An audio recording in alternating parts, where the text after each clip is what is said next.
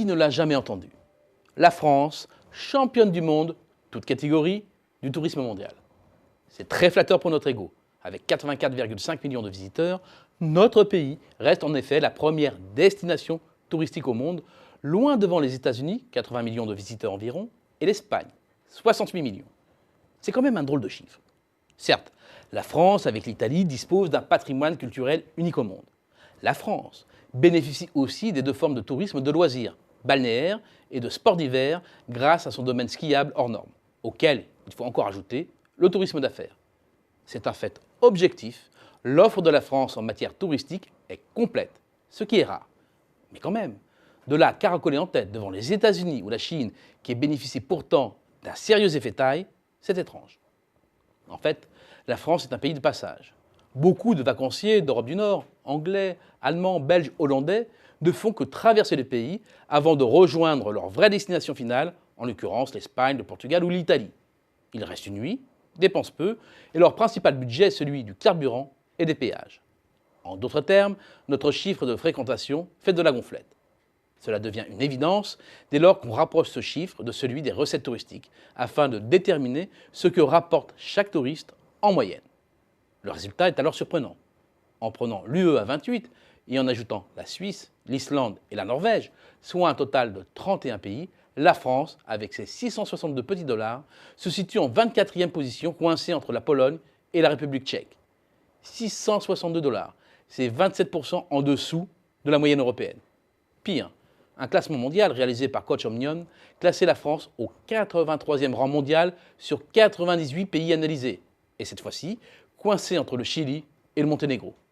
Autant dire que l'Australie et ses 4 660 dollars par touriste, ou même plus près de nous, rien que le Portugal et ses 1 481 dollars sont hors d'atteinte.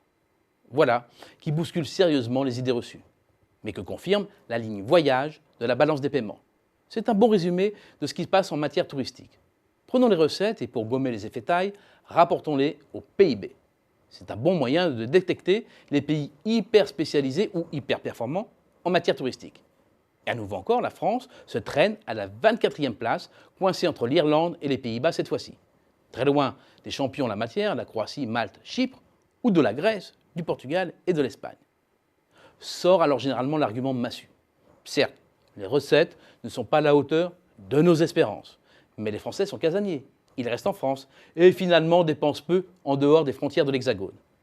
Il faut donc aussi analyser le solde pour avoir une vision plus complète. Le problème, c'est que c'est un a priori, car les Français partent massivement à l'étranger et dépensent même beaucoup. C'est le 3e pays en matière de dépenses en Europe, le 6e au niveau mondial, si bien que l'excédent de la ligne voyage ne dépasse pas 7 milliards d'euros, environ en moyenne. C'est bien, mais c'est finalement pas beaucoup plus que la Croatie, dont le PIB représente à peine plus de 2% de celui de la France, et moins que le Portugal. Notre excédent, c'est 1,7% du PIB, ce qui nous classe au-delà de la 20e position européenne. 7 milliards d'euros, cela permet d'éponger, suivant les années, entre 8 et 15% de notre déficit commercial. Eurostat publie de son côté un drôle d'indicateur, celui de l'intensité touristique défini comme le rapport entre le nombre de nuitées, des résidents et des non-résidents, rapportés à la population du pays, ce qui permet de gommer une fois de plus les effets de taille. À la 9e place européenne, la France est nettement devancée par les pays du Sud, rois du tourisme estival, mais aussi par l'Autriche, destination phare des sports d'hiver, et de l'Irlande. On a beau regarder de tous les côtés, les chiffres sont déroutants. Il y a trop se focaliser sur le nombre de touristes, on oublie qu'il existe d'autres classements sur les retombées économiques. Et dans ces classements-là, la France renvoie l'image d'un pays qui sous-exploite son potentiel touristique.